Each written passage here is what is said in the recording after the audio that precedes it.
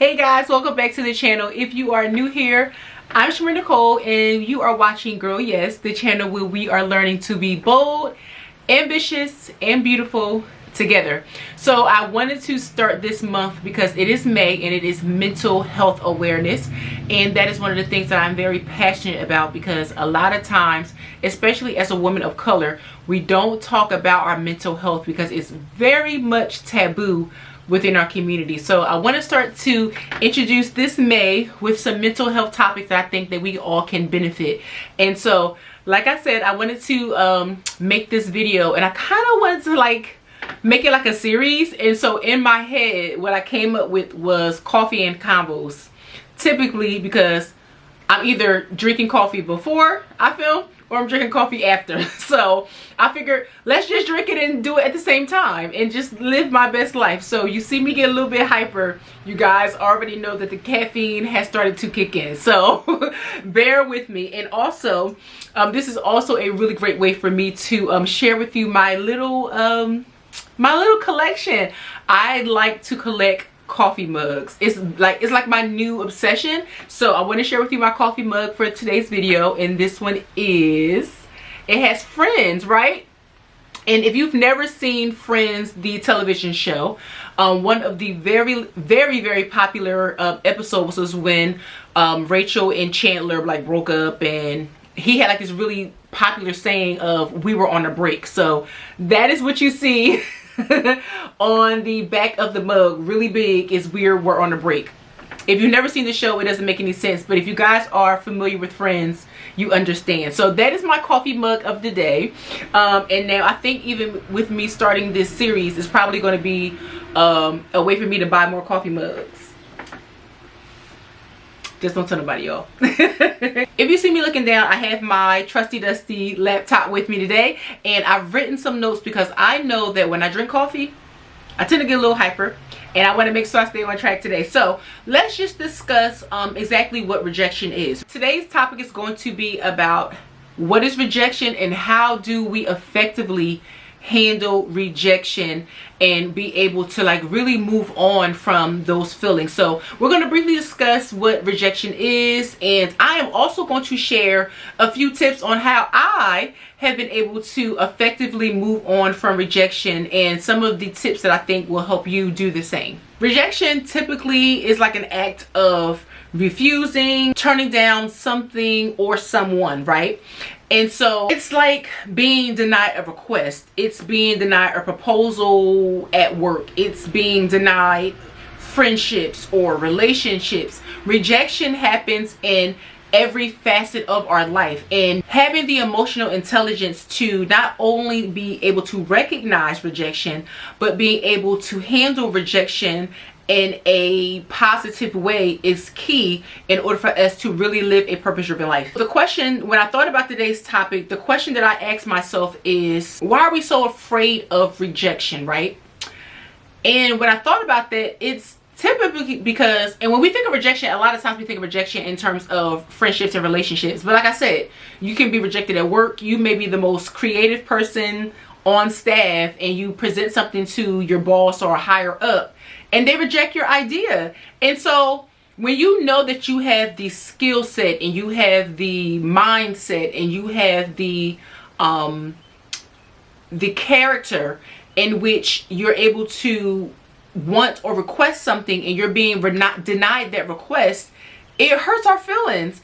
And like I said, a lot of times we think of rejection as it relates to relationships and things of that nature. So even more so, when you see someone and you like someone and you're interested in them and you think that that may be a good fit for you, and you maybe talk to them or you try to create a relationship or cultivate a relationship with this person, and they reject you, the feeling of not being wanted, or the feeling of not feeling like you're good enough for that thing or that person or that situation, it hurts our feelings. And I think when we think of rejection, a lot of times people don't really handle rejection well because we don't have the emotional capacity to be able to deal with the word no, or deal with not being able to get our way. In my opinion, I feel like that's kind of like a deep-rooted thing when you realize that everyone and everything is not for you. And I mean, truly think about that. Like, so the thing about rejection that I feel people are not necessarily aware of is that rejection is not just hearing no. It gives those feelings of disappointment. It gives those feelings of sadness. It stirs up those feelings of frustrations that you may have. And again, that can be frustrations at work. It can be frustrations with whatever. But all of these emotions are tied into rejection. And so that's why a lot of times people don't take rejection well, because they're not able to get a grasp of what it is, the reason why they've been rejected. And also, as a result of their rejection, all of these underlying feelings that we deal with, like I said, frustration, depression, sadness, all of these emotions we now have to deal with. And who wants to deal with sadness? Like, nobody. But it is a part of life and things that we need to be more comfortable with dealing with on a day-to-day basis, because everything is not going to go our way. It is really a good practice in learning how to not only hear rejection, but to be able to accept the rejection and learn how to deal with the emotions and the feelings that rejection brings. So I'm going to give you a few of my tips on how I have personally been able to deal with rejection and move on and subsequently be okay. So I just realized that I kind of already gave you tip number one, but essentially tip number one is to be okay with it, right? And what I say by be okay, it's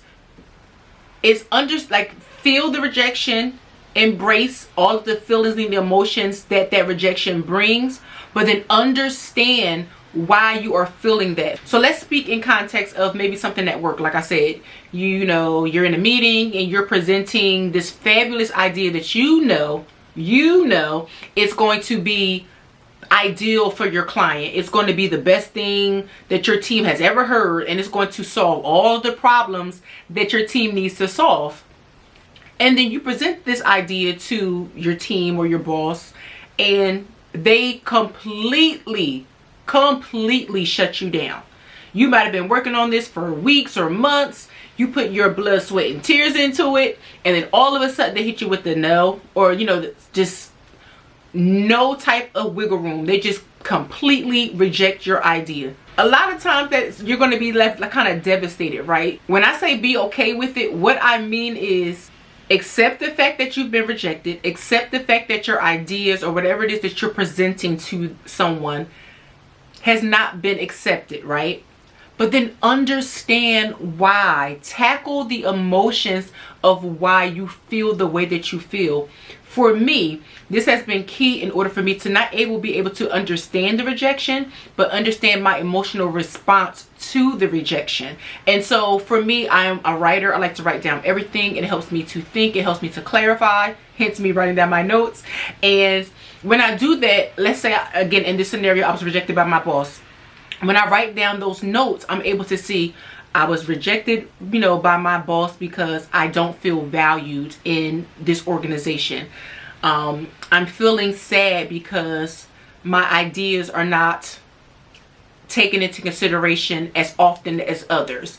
All of the, list all of the reasons why you're feeling these emotions. And when you're able to see it and process it, it helps you to move on from that rejection. And some of the tips that I'm going to subsequently give you guys today are going to bring all of this together. Tip number 2 is always maintain your perspective.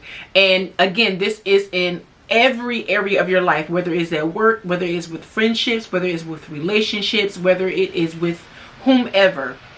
Maintain your perspective. No matter how good you are, no matter how creative you are, no matter how much God-given talent you are, the education level, how beautiful you look, everyone is not going to see your value. And I always like to use the example of salt and sugar.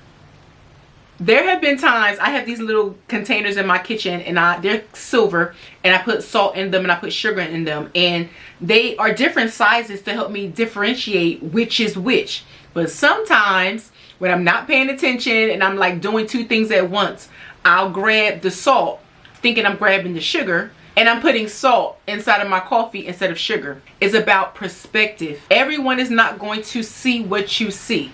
Everyone is not going to find value in what you find value in. So when you maintain your own perspective and kind of recenter yourself, it will allow you to focus on what's important. You know that who you are provides value for whomever you are presenting to. So when someone rejects you, by maintaining your perspective, you're able to see the bigger picture. You're able to see, although I was rejected in this area, that does not devalue my idea. It does not devalue who I am as a person and what I bring to this organization.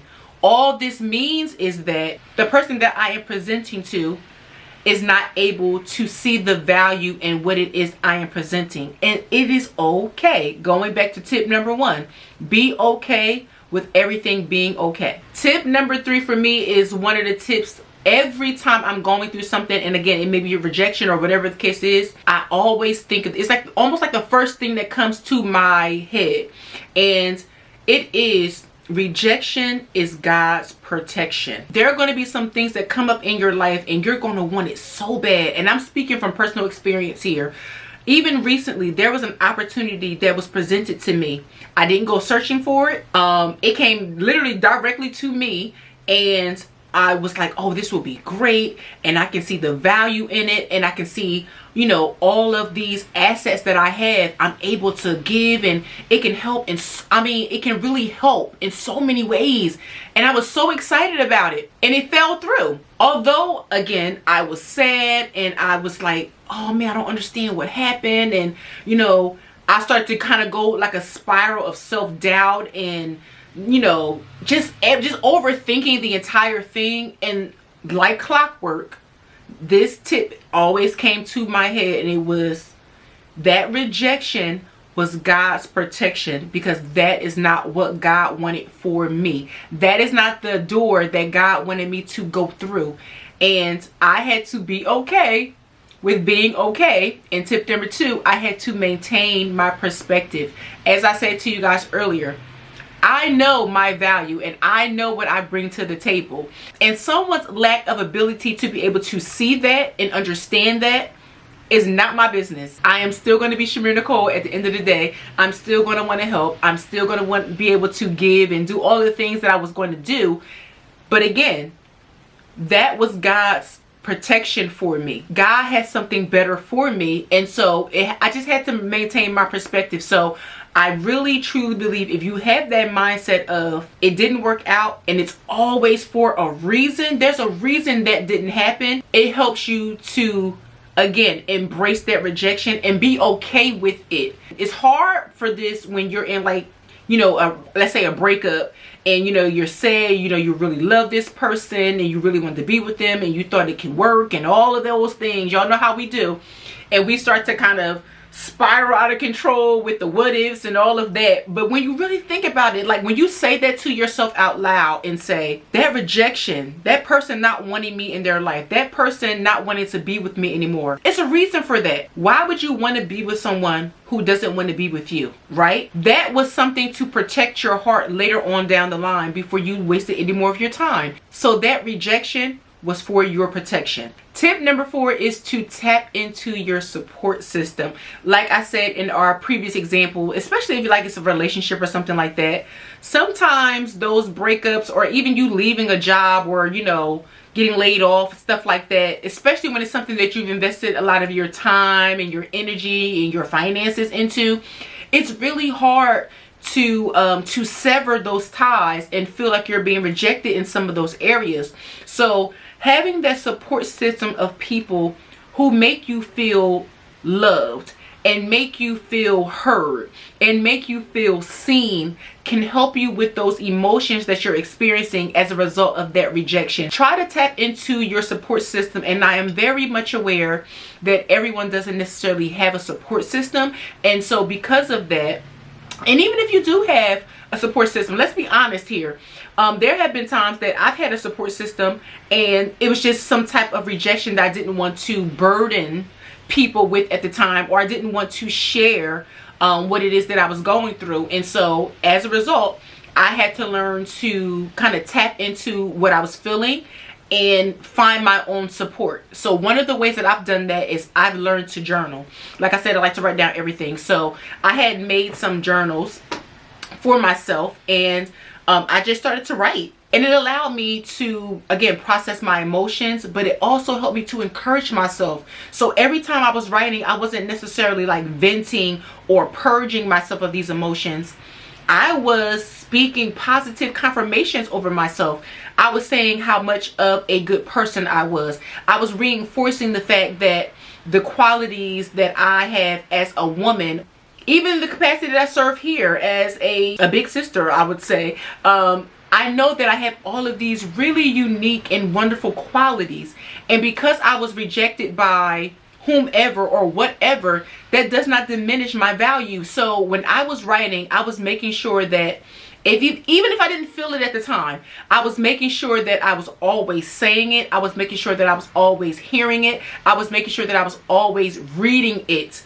And trust me, that support system, even if it has to come from yourself, is going to help you. Okay, so tip number 5, and it's also going to be my last tip for today's video, is really to tap into your self-care. When you are experiencing all of those emotions that I talked about in terms of rejection, you really have to think about your well-being, especially your mental well-being. As I said, rejection invokes a lot of emotions, and sometimes it can be very, very negative. So making sure that you are practicing self-care is going to be vital in order for you to be able to kind of move through those emotions in a positive way. Now, self-care, it involves a myriad of things, especially for me, because you guys, like I said, you guys know I love me some hair and makeup, and I love to spend some money, honey. Yeah. The coffee's working, okay? And so for me, self-care might be, you know, going to get a massage, or self-care might be me going to Sephora. Self-care for me may be going to the beauty supply store. Like, self-care just involves so many different things for me. And so being able to effectively practice that self-care in a way that is going to be pivotal to my mental health and kind of get me out of that funk and get me out of that that emotional state is really going to help you. And of course, self-care, as I said earlier, can be practiced in many ways. Self-care can just be you going to the gym. Self-care can be writing, like I just said in my previous example. When I think about self-care, I try to think about it in a kind of short versus long time frame, right? So there are self-care practices that are great for the short term, and there are self-care practices that are great in the long term. I'm going to give you some examples so that you can kind of understand what I mean by this. Short-term self-care would be me booking an appointment to get a facial. It's an hour out of my day. It has the capacity to make me feel good for a few hours after, even in many cases, maybe a few days after. But that is still considered short term. Long term self-care would be me putting myself on a exercise regimen that will allow me to focus on multiple areas of my well-being, mental and physical, for the long term. So it's not something I'm doing just for one day and I'm not going to the gym ever again. I'm making sure that this self-care practice is something that I continue and that is going to affect me long term. It's going to affect my health when I get into my 40s and my 50s. It's going to affect my mental clarity when I'm experiencing those moments of self-doubt and dealing with the emotions that come with rejection. When you think about your self-care practices, make sure that you have 2 columns that you kind of write out. As I said, I'll write.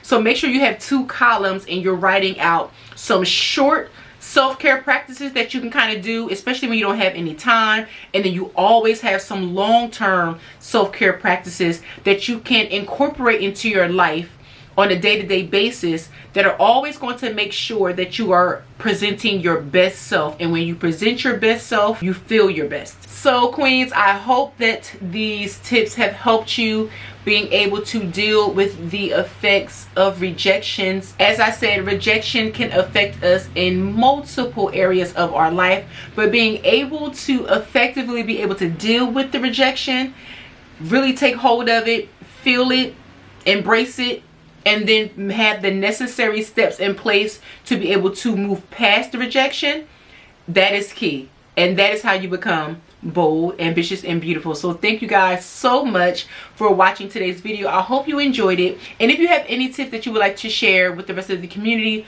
please feel free to leave it in the comment section below. I would love to hear from you. And also, if you have not done so already, make sure you are subscribed to the channel. I would love for you to join the Girl Yes family. And that is going to be it for today's video. And I hope to see you guys here next week as we are again becoming bold, ambitious, and beautiful.